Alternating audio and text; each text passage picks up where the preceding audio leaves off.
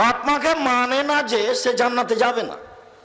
একটা হাদিস আল্লাহ রাসূল বলছেন, হুমা জান্নাত নারকা, বাপ মাই তোমার জাহান্নাম, বাপ মাই তোমার জান্নাত, বাপ মাই তোমার জাহান্নাম, বাপ মাই তোমার জান্নাত, ওরাই তোমার জাহান্নাম, ওরাই তোমার জান্নাত।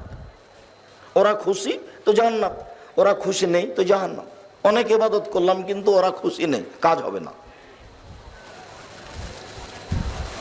সম্মানিত দিনী ভাই বোন, দুই, কাম্মার জুয়া খেলে যে সে জান্নাতে যাবে না।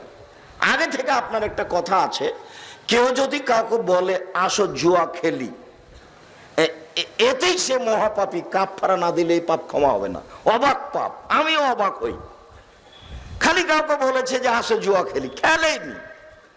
10 জন ফকিরকে করতে হবে, খেতে দিতে হবে, হাফ কেজি করে চাউল দিতে হবে, অর্ধ সা করে 1.25 কেজি করে চাউল দিতে হবে। খালি বলেছেন